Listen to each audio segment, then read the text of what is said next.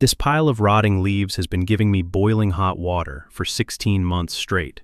No gas, no electricity, no monthly bill, just dead leaves from my yard and a $30 hose.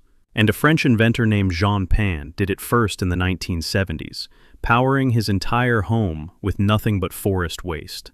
Today you are going to learn how to build a water heater that runs itself for 18 months using basic biology. And when you are done, you are going to understand exactly why gas and electric companies never wanted you to know this existed. If that sounds impossible, stay until the end, because the science behind this is so simple, it will make you angry that nobody taught you sooner. Here is what you need: tons of organic matter, dry leaves, wood chips, grass clippings, anything that decomposes. A 100-meter roll of polyethylene hose, or PEX tubing, chicken wire or old pallets to contain the pile, basic plumbing connectors.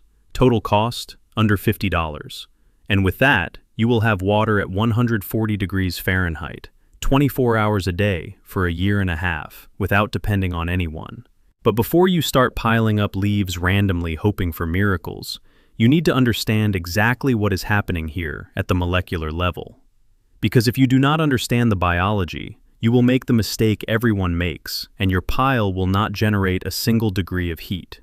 This is called exothermic aerobic decomposition, and it is biology and thermodynamics so basic it is almost criminal that nobody taught it to you. When microorganisms, specifically aerobic bacteria, break down organic matter like leaves, wood, and grass, they are not just converting that material into soil. They are performing intense metabolic work, and that work generates heat, massive, measurable, usable heat. The core of a properly built active compost pile can easily reach 140 degrees Fahrenheit, hot enough to burn your skin if you touch it directly. That heat does not come from any external fuel. There is no fire. It comes from trillions of microscopic bacteria working simultaneously, breaking chemical bonds in cellulose and releasing thermal energy as a byproduct of their metabolism. It is cellular respiration at an industrial scale. Now here is the brilliant trick that Jean Pain discovered. If you coil a water-filled hose in a spiral inside the hot core of this pile, you have essentially created a completely passive natural heat exchanger. Cold water enters one end of the hose. As it flows slowly through 100 meters of tubing coiled in the center of the pile, it absorbs the extreme heat from the bacteria through simple thermal conduction across the plastic. And it exits the other end at 140 degrees Fahrenheit, near boiling water. Zero electricity consumed, zero gas burned. Just biology working for you 24 hours a day. And this is where the story gets fascinating, because this is not new at all. In the 1970s, a French inventor named Jean Pain lived in the Provence region of southern France. His original job was clearing dry brush from the Mediterranean forest to prevent massive wildfires. But Pain realized something that nobody else had considered. All that brush, those branches, those leaves, all that material that was normally burned or thrown away, was stored energy waiting to be released. He built massive compost piles, 3 cubic meters in volume, following this exact method. He coiled hundreds of meters of hose in a spiral inside the hot core. And with that, he managed to obtain 100% of his domestic energy, hot water for showers and cooking, radiant heating for his entire house during cold winters. He even captured the methane gas that the pile naturally generated and used it as fuel to drive his truck. All from forest waste, zero connection to the electrical grid, zero monthly bills, completely independent for decades. So why does nobody talk about Jean Pain anymore? Why is he not in every renewable energy textbook? Why did nobody teach you this in school? Because when this method briefly became popular in the 1970s, utility companies realized something terrifying. They cannot sell you fallen leaves from a forest. They cannot put a meter on your garden waste. They cannot charge you a monthly bill for organic material that literally falls from the sky every autumn. If millions of people started heating their homes with compost, the gas industry would lose billions. So they simply stopped promoting it, stopped funding research, and within 2 generations, the practical knowledge evaporated. But the biology did not change. The bacteria still generate heat, exactly the same way they did 50 years ago. If you are already thinking about how to build this in your backyard, hit that subscribe button and turn on notifications, because this channel brings back the forgotten knowledge that can change your life. Now we are going to rebuild this from scratch. First, gathering the organic material. This is critical for success. You need literal tons of material. Dry leaves are excellent. Wood chips are perfect because they create structure and air pockets. Grass clippings provide nitrogen that accelerates decomposition. Horse or cow manure is optional, but helps enormously because it introduces additional bacteria. Call local landscaping companies. They will give you free bags of clippings because they normally have to pay to dispose of them. Call tree trimming services. They will give you free truckloads of wood chips. It is trash for them. Free energy for you. Now the hose. You need approximately 100 meters of half-inch polyethylene hose, or PEX tubing. PEX is better because it resists extreme heat more effectively, but regular polyethylene also works. It costs between $30 and $40 at any hardware store. This is your only real expense. Do not buy cheap garden hose because it degrades under constant heat. You need something designed for plumbing. Now building the containment structure. You can use chicken wire formed into a cylinder 2 meters in diameter and 1.5 meters tall. Or you can build a cube with old wooden pallets that you get for free behind any store. The function is simply to keep the pile in place while it settles. Now comes the construction, and this is where most people fail.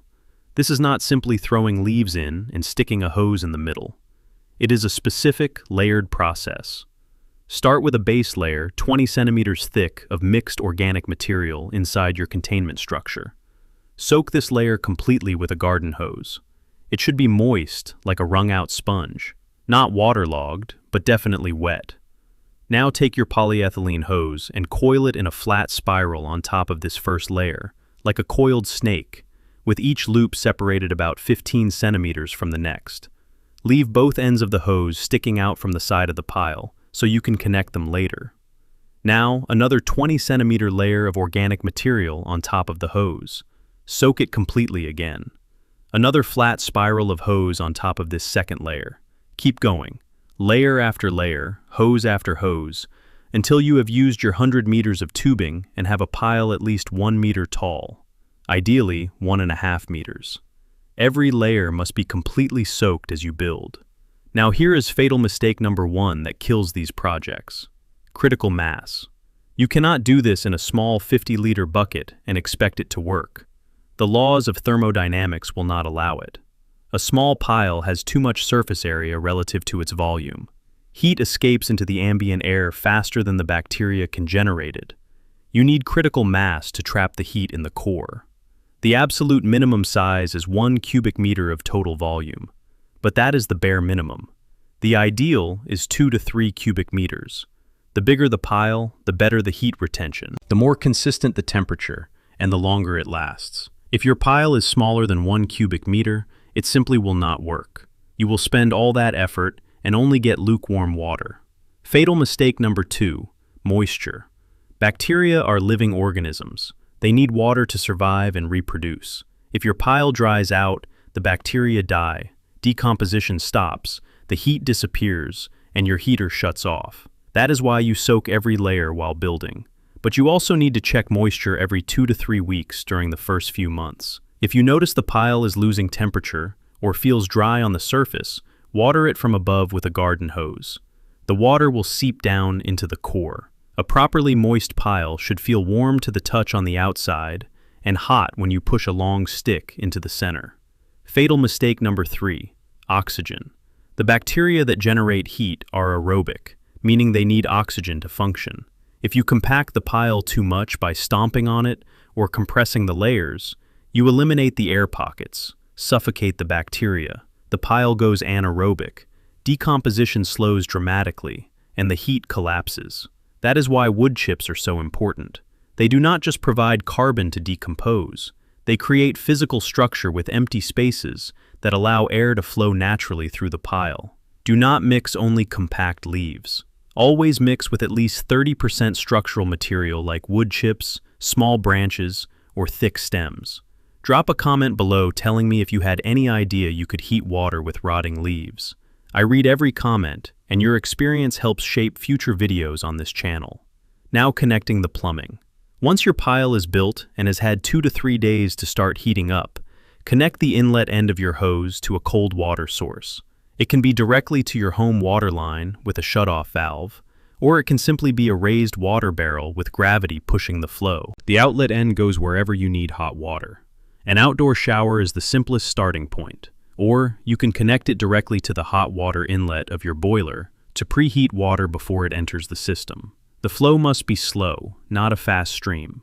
You want the water to spend several minutes inside the hose to absorb as much heat as possible. A flow rate of 1 liter per minute is ideal. Now the results you can realistically expect. 3 to 5 days after building the pile, you will start feeling heat on the exterior. Within 1 week, the core will be at 104 degrees Fahrenheit. Within 2 weeks, it will reach its peak temperature of 130 to 150 degrees Fahrenheit. And it will maintain that temperature consistently for 12 to 18 months without you doing absolutely anything else.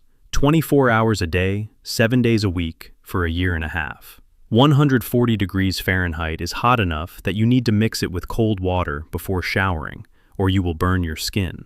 For the kitchen, washing dishes, showering, it is perfect. And here's the beautiful part that closes the loop. After 18 months, when the bacteria have finally decomposed all the organic material and the heat shuts off, you do not have waste. You have cubic meters of finished compost. Black, rich, fertile, perfect soil. The best fertilizer in the world for growing your own food. You can sell that soil to gardeners for $10 a bag, or use it in your own vegetable garden. Then you build a new pile with fresh leaves from autumn and start the cycle all over again. Infinite, renewable energy using waste. Now let us talk about scaling this up.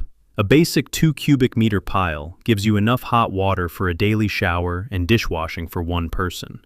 If you double the size to 4 cubic meters, you can supply a family of 4 easily. But here is where it gets really interesting. If you build a pile large enough, say 6 to 8 cubic meters, and coil more hose connected to a radiant floor heating system under your floors, you can heat an entire house through the winter. 0 boiler, 0 gas, 0 electricity. Jean Pain heated his entire home this way during French winters. There are documented records of families in Vermont and Canada using this method for complete heating with outdoor temperatures of -4 degrees Fahrenheit. The key is mass. The bigger the pile, the more heat, the longer it lasts, the more applications. Let me give you specific numbers from a real project. In 2015, a family in Oregon built a Jean Pain pile using free wood chips from a local tree trimming company. Total material cost, $42 in PEX hose and connectors. For the following 17 months, they got all their domestic hot water from that pile.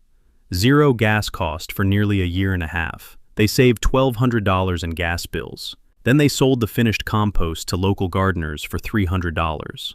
Net return, over $1,500 in value from a $42 investment and 1 weekend of work. And here is what makes this universal. It works in any climate. In cold climates, the bacteria keep generating heat because the insulated core of the pile maintains high temperatures even when there is snow outside. In warm climates, the heat sustains because bacteria thrive with high ambient temperatures. Desert, mountain, tropics, it works the same. Let us be realistic about the limitations. This is not going to heat an Olympic swimming pool or power a factory. It is residential scale technology for basic domestic needs. But in that context, for hot water and home heating, it is perfect and completely free after the initial $50 investment. One more thing nobody mentions. This technology is completely legal everywhere. You do not need permits to compost in your yard. You do not need licenses to heat water with biology. Unlike solar or wind systems that sometimes have strict regulations, this is simply advanced composting. Nobody can ban you from making fertile soil. The question is not whether it works. Jean Pain proved it for decades. Thousands of people have replicated it successfully since then. It works perfectly. The real question is, why did this simple, proven, effective, and practically free technology stop being taught? And the answer, as always, is purely economic. They cannot sell you your garden waste. They cannot charge you for the leaves that fall from trees every autumn. They cannot meter the bacteria. There is no way to monetize basic biology that anyone can implement with $50 worth of materials. So, utility companies simply stopped talking about it, stopped funding research, stopped including it in educational programs, and within 2 generations, almost nobody knows you can heat your home for 18 months using rotting leaves. But now you know. You have the complete method. You have the exact materials list. You have the 3 critical mistakes to avoid: critical mass of 1 cubic meter minimum, constant moisture, and structure for oxygen. You have the precise dimensions: $50, 1 weekend of work, and free hot water for a year and a half. The next time your gas bill arrives, when you see $200 just for heating water, you are going to remember this. You are going to have 140-degree water flowing from your compost pile while your neighbors pay bills. And you are going to know that you built it yourself, with your own hands, using technology that John Payne perfected 50 years ago. If this video opened your eyes, smash that like button, subscribe, and share this with someone who deserves to stop paying for hot water. This is the kind of knowledge that needs to circulate again, not buried in academic books that nobody reads, not forgotten in archives from the 1970s, but in your backyard, generating real heat, real hot water, and real savings right now.